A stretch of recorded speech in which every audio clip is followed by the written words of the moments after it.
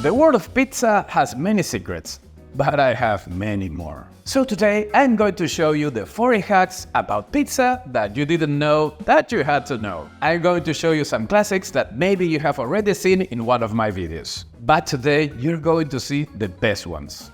And I'm also going to show you some new ones that you have never seen before and that I discovered during my years as a pizzaiolo. Or something like that. But what I am sure is that most of them, I learned them by chance. So if you're ready, let's get started and may the gluten be with us. Firstly, as always, preheat the oven very well. We should do it for around 45 minutes to an hour. And the temperature has to be quite high, 480 to 850 degrees Fahrenheit. Of course, depending on the oven you're using.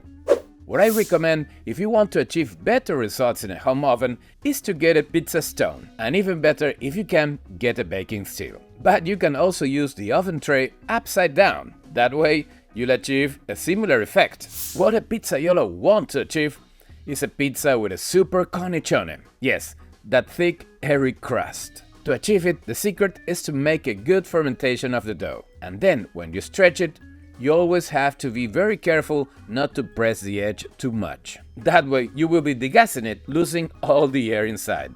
Wow, I'm getting hungry. When we want to make a pizza dough, the first thing that we need are the ingredients. And then we have to mix them. There are many ways to do that. The first method is using our hands. The second option is to use a mixer. We place all the ingredients in the bowl, start the engine, and a few minutes later, and without much effort, we end up with this completely kneaded dough. And finally, we have the method known as autolyze. We also place all the ingredients, then we integrate them with the Danish whisk. Everything is well mixed. I want you to see this. Now I cover it, and I leave it here on the counter for 1 hour, and you'll see the difference. So what did I say? It mixed by itself. And talking of the advantages of the autolyze, we are also going to apply it to discover what is the ideal hydration of the flour we have at home. In this case, we'll do a test of 70% hydration. Cover it and let it sit doing autolyze. After that time, and with wet hands, we're going to take the dough and start stretching it, forming a very thin membrane. If we manage to stretch it quite a bit without it breaking too quickly, it means that the hydration we calculated is the right one. But on the contrary, if we stretch it and it breaks immediately, it means that the hydration is not the correct for the flour that we are using. So we should lower it. When you're about to stretch a pizza and you realize that the dough ball is not very round, simply with your hands, reshape it and it's round again. And then you stretch it like a true pizzaiolo. It can also happen that some dough balls have over-fermented or been forgotten in one of the containers. In that case, what we have to do is to reshape it, let it rest for an hour, and it will be ready to use again.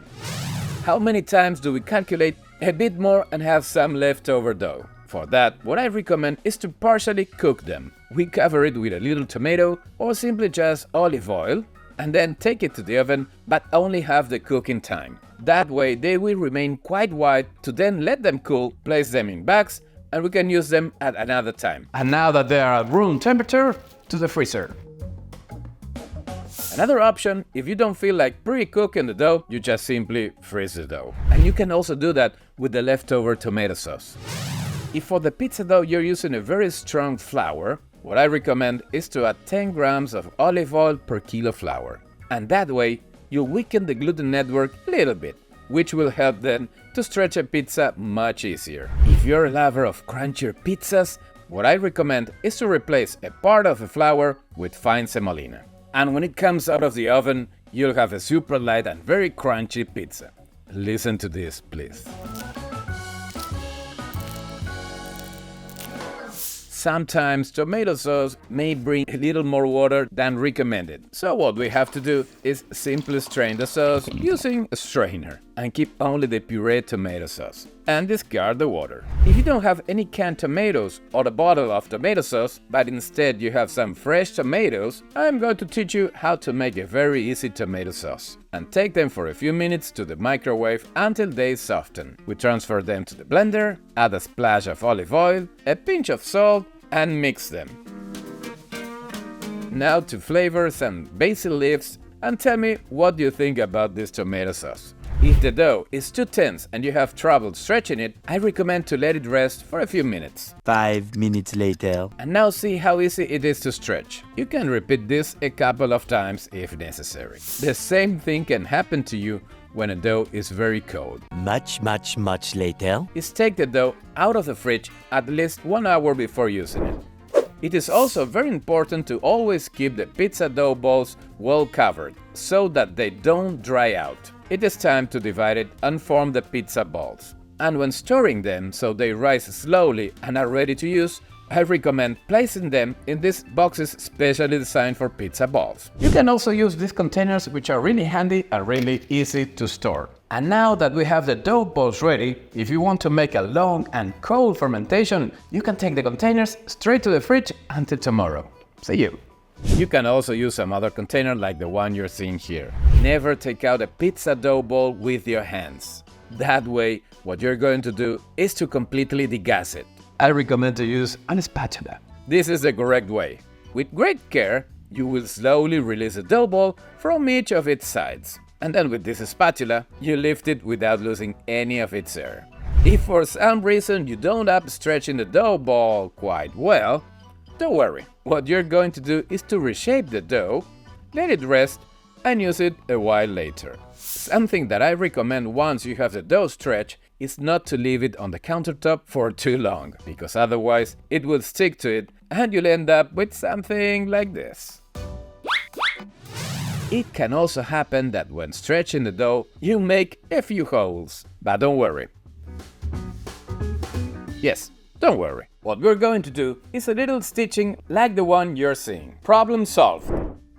If you're entering the professional pizzaiolo mode, I recommend using this style of steel peels. It's much easier to lift the pizza off the counter, and also with those grooves, any excess flour or semolina doesn't stay on the pizza base. But if you still don't want to invest in a pizza peel, you can perfectly replace it with a wooden board. The way to use it is almost the same way as a peel. Problem solved. And if you're going to use the wooden board as a peel, I also recommend placing a piece of parchment paper on it and making the pizza on top of it.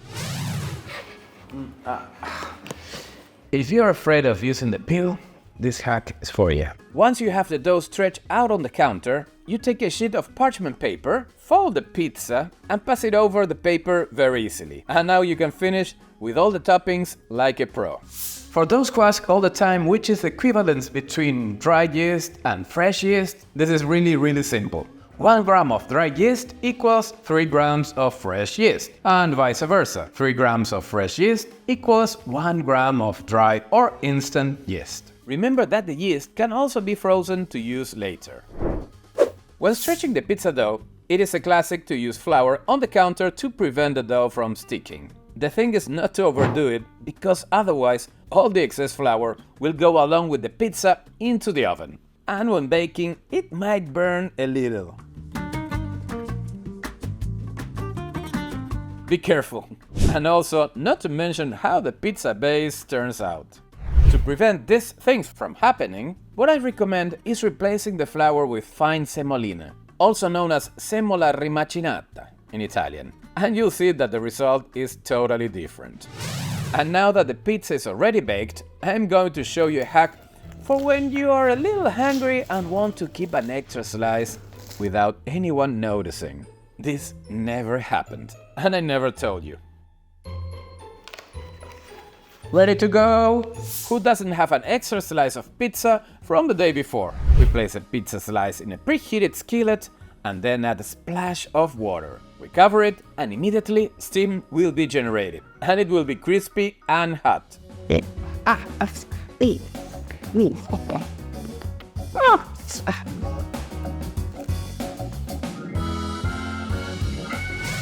there's something we don't like, it's moist pizza. And for that, I recommend placing the pizza right out of the oven on this cooling rack. That way, the moisture will dissipate and you'll end up with a much crispier pizza base. If there's one important ingredient in pizza, it's cheese. If you grate it and distribute it more evenly over the pizza, the result will be much different.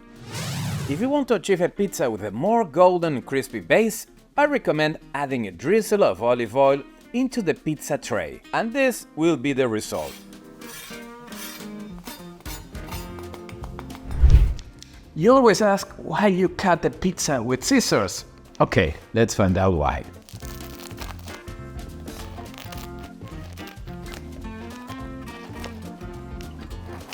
And here you're watching the secret, which is the cornicione. I know we are all pizza fans, and that includes myself. But sometimes we have to be a little bit more moderate with the amount of toppings. If we load it too much,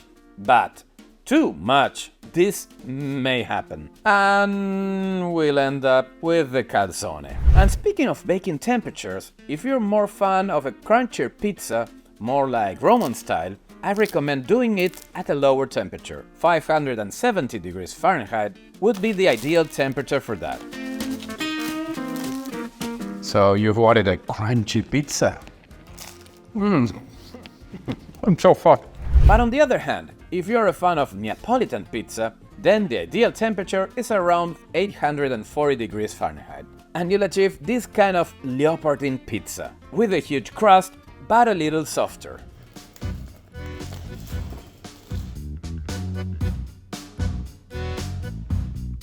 So this kind of pizza, you have to fold it and eat it like this. Leave in the comments which kind of pizza do you prefer the most, crunchy one or this more Neapolitan. Another way to bake pizza is as they do it in Rome. You stretch the dough, put a little olive oil and give it a pre-cook. Oh, it's hot. Now that we have this pre-cooked pizza, we can store it for later, or maybe we can put whatever we want, take it back to the oven for 3 or 4 minutes. And if you still have one more pizza dough, I recommend you to do this. Stretch the dough as you always do. Attenzione! Put a little drizzle of olive oil on it. And now you fold it over itself, as if this were a calzone. Immediately load it into the peel and bake it for a few minutes. And look at this. And guess what's coming next? A rich mascarpone cheese, but lots of mortadella with pistachio, a few slices of tomato, basil, touch of salt, olive oil, and now time to close this amazing panini. I told you it was going to be good. Salute. È molto buona. And as always, may the gluten be with you. I hope you have enjoyed this video. And if you want to learn more about sourdough bread and sourdough starter, I encourage you to check the link on the description. And remember, this masterclass was especially designed for you.